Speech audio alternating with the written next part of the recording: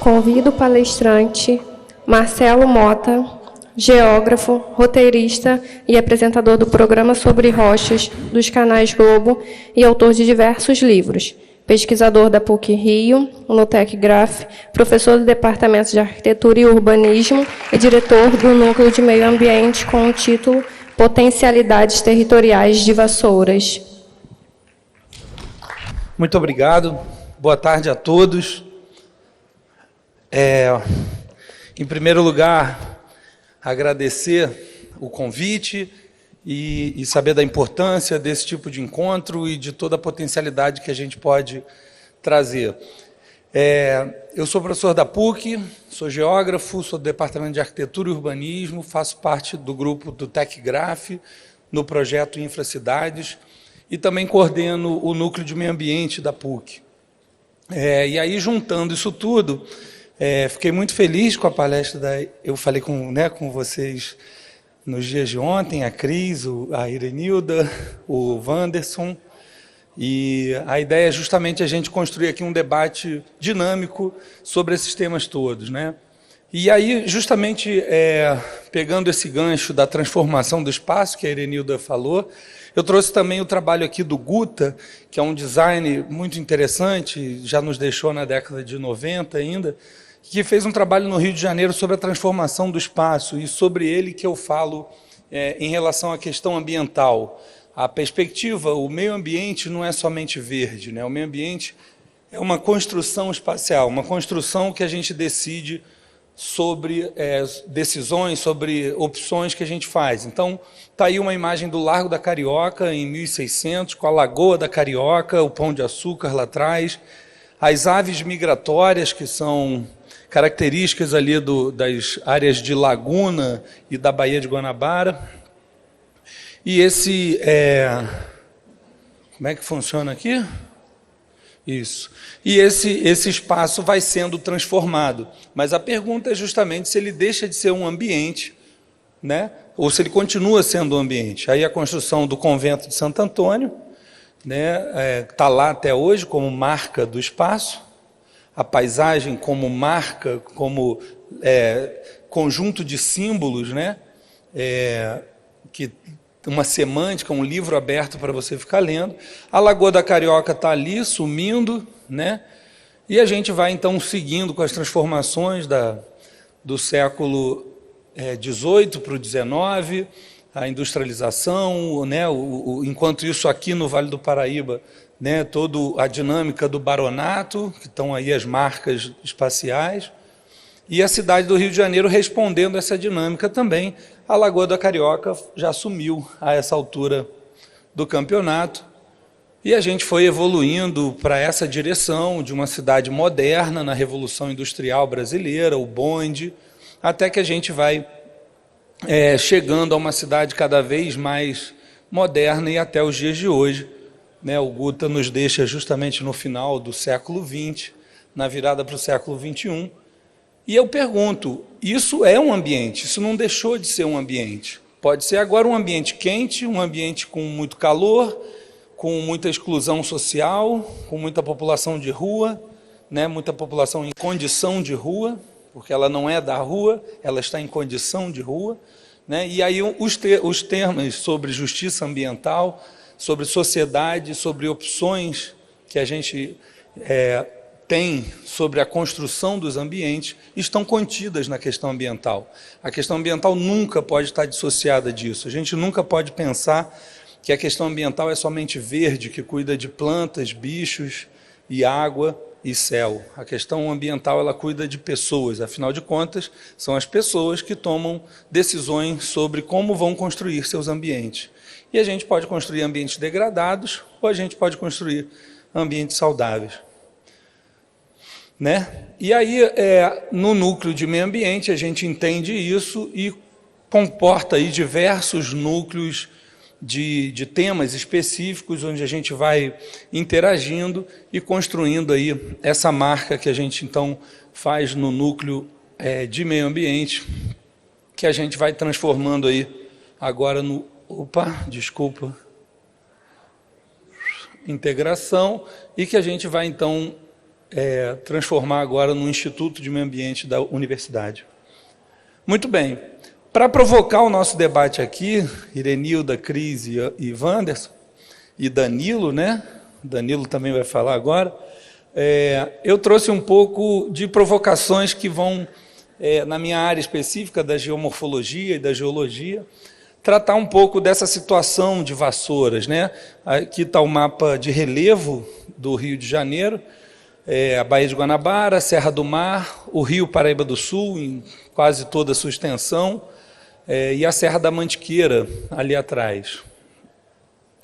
E aí, justamente, a gente, como a Ana Cristina apresentou aqui no painel anterior, a gente está trabalhando nesse segmento que comporta um pouco das grandes feições do estado do Rio de Janeiro, Baixada, região serrana e Vale do Paraíba.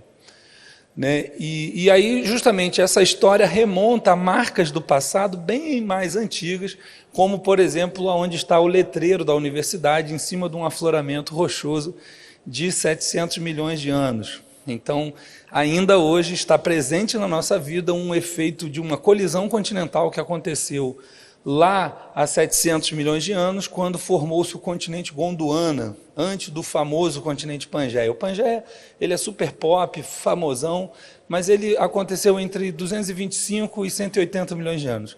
O Pangeia começou a 700 e foi quebrar só a 180. Então, o Gondwana é o cara, né? O Pangeia é um legalzinho, mas o Gondwana está lá desde os 700 e fechou um continente colidindo no outro, naturalmente fecha um oceano que tinha no meio, e o resultado é esse. Está lá de novo a Baía de Guanabara e o Vale do Paraíba assinalado em vermelho, né? A bacia do Rio Paraíba do Sul em vermelho, e Vassouras ali naquele 13, por ali, que é justamente um antigo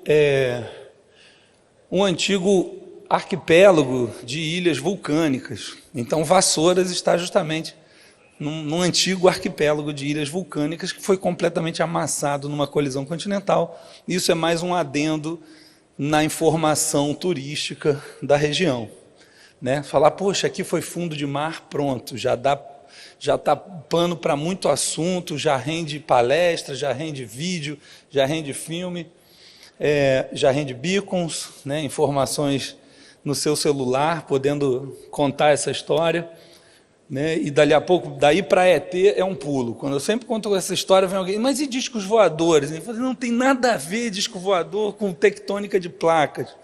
Isso realmente acontece no planeta disco voador? Eu não sei, eu não estudei. Mas geralmente vem esse assunto. Mas muito bem, então a gente viveu um fechamento oceânico, né, na formação dessas rochas, e justamente a gente está nessa área aí de compressão onde está Vassouras. Eu não estou me dando bem com isso aqui não, hein? Mas... E aí, olhando para a história da floresta de Vassouras, que aí também a gente vai acumulando as camadas, né? Geologia, rios, recursos hídricos, todas as bacias de drenagem aqui que envolvem o município, e suas florestas e a história dessas florestas. Né? O café, apesar de toda a sua... Do interesse, ele também carrega muitas dores no seu trajeto, e sobre isso precisamos falar também para o turista que chega até o município e vai encontrar a população negra, os escravizados, a história toda da dor da escravidão. Né? O nosso país foi o país que mais importou, né, que mais deportou africanos e trouxe para o nosso continente, e que por mais tempo adotou a escravidão como método produtivo. E o meio de produção reflete o ambiente, assim como a animação lá do início do Guta, né, o desenho da paisagem vai refletindo o que a gente adota enquanto modo de produção, e particularmente o modo de produção da monocultura do café levou não só à escravização, mas também à diminuição drástica da floresta da Mata Atlântica, né? Das formações florestais da Mata Atlântica. E aqui a gente pegou uma série histórica pequena, de 1985 até os dias de hoje, mostrando aí como que as florestas aumentaram em Vassouras. Parabéns, Danilo, a Secretaria de Meio Ambiente, e todo o trabalho que o município vem fazendo. Então, a gente tem um aumento dessas florestas e uma potencialidade para ir bem além, né? As unidades de conservação estão no entorno do município, muitas políticas públicas em direção a criar novas unidades de conservação. Eu vou te perguntar sobre o ICMS verde, toda essa história a gente vai debater. Mas a gente tem uma taxa de desmatamento diminuindo drasticamente no município, isso é muito interessante. E sobre a história da floresta, muita coisa, assim como chafarizes, a floresta também deixa marcas contando excelentes histórias. Gabriel está aqui, que não me deixa mentir. Gabriel, também da PUC, fez um trabalho lindíssimo sobre o velho mito do Major Archer no reflorestamento da Floresta da Tijuca. Ele achou as árvores que o Major Archer plantou.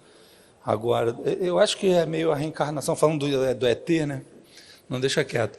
Mas é justamente aí que está o município e sua cobertura vegetal atual.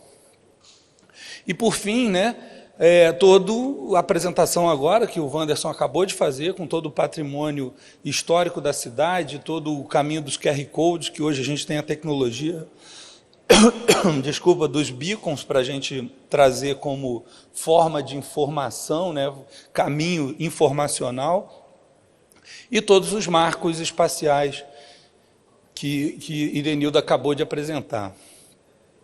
Então, essa é a provocação da gente, a gente está aqui à disposição. Eu desço de novo para voltar, não é isso? É que eu já trouxe minhas coisas para cá, mas a gente volta daqui a pouco. Obrigado.